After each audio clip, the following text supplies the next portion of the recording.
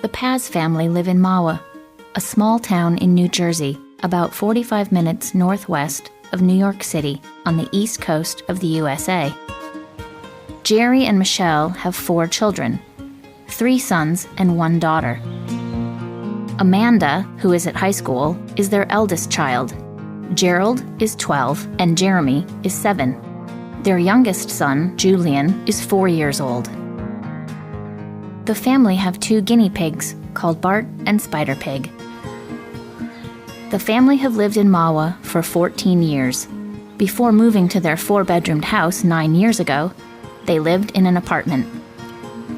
Like many families in the United States, Jerry and Michelle come from very different cultural backgrounds. Jerry's parents, Victor and Lola, live nearby. My name is Lola Paz. My name is Victor Paz. We come from Lima, Peru. Jerry was also born in Lima, but in 1978, when he was 13 years old, his parents made the difficult decision to move to the United States. The family had 5 children and hoped that there were more jobs and opportunities in the USA. Today, Jerry works in a hospital. I work at the Valley Hospital as a information systems technician. I've been working there for the past almost 7 years now, and it's been not only pretty much a rewarding job, but also I have learned a lot from the business point of view. Michelle was born in the U.S., but her birth parents were from the Philippines. She was adopted by an Irish-American family when she was just 6 days old, and she grew up in the New York area.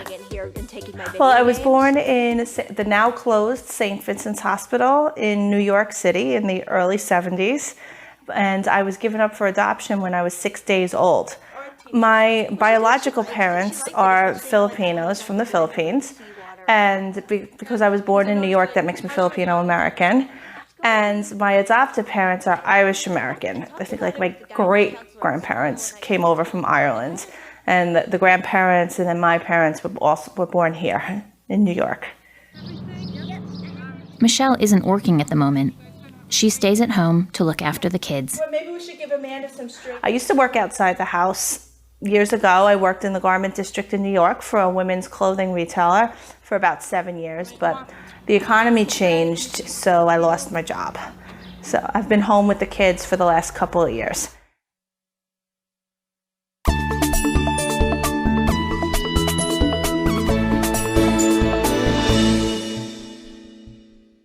Jerry and Michelle met 20 years ago, and they have been married for 15 years. They met while they were working together in a department store.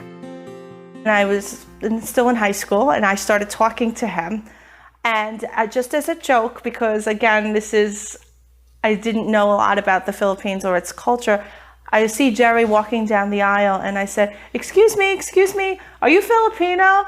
And he said, are you talking to me? And I said, yeah, you, come here. And I started talking to him. I said, hi, my name is Michelle. I was just curious, are you Filipino? And he says to me, yes. And then he walks away. So I go back to folding my sweaters and doing my job as a part-time salesperson. He comes back over and he says, I'm sorry, Michelle, I was only kidding. I'm not Filipino. I'm like, oh, okay, well, where are you from? He said, Peru. He started laughing and we started talking, hanging out. And 15 years, 4 kids later, we're married and doing the best we can, living our lives. The family is close-knit, and Lola and Victor play an important role in family life. They teach their children and grandchildren about their Peruvian cultural identity. For Michelle, it's more difficult to pass on her Filipino identity. I'm glad that my in-laws are involved in our lives, and I can honestly say that I'm very lucky for having such wonderful, open-minded, welcoming people in my family. I'm still trying to learn about the Philippines and its culture because I know nothing of it. So at this point in time, I can't really pass any knowledge on to my children. Any kind of cultural identity, cultural customs, traditions have been passed down to the children from the Peruvian side. as my children have their father, my husband, and their grandparents who are still in touch with their culture to teach them about the language, the customs, the traditional dress, the dances. We're still learning that. My mother-in-law, she's an amazing Peruvian food cook, and she's been feeding me basically since Jerry walked in and introduced me to his family. So I've seen all different kinds of cuisines and entrees from the Peruvian side, and a lot of the stuff is delicious. I've also learned how to cook some of the things, and which has also made Jerry happy.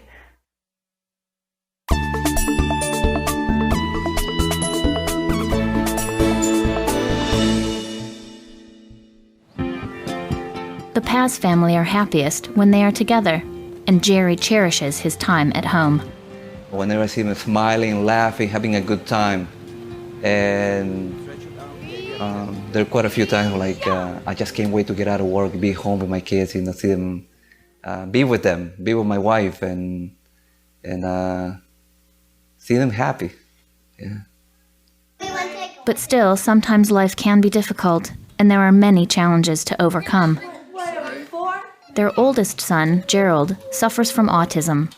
It's very difficult for him to communicate with other people, and he needs special help and support. But the family not only work together to help Gerald overcome his disability, but they also help raise money for research into autism.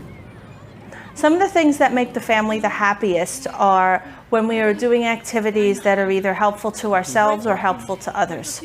For example, we did a Northern New Jersey autism walk last weekend. We were very happy to walk as a team and help raise money to fund autism research. Jerry and Michelle worry about the future for all of their children. I worry that there will be appropriate jobs for them after they finish college, or that I worry that they'll find the right people, and whether it's someone of their own race and culture or someone different. I worry that they'll be happy and not have to go through personal pains and challenges.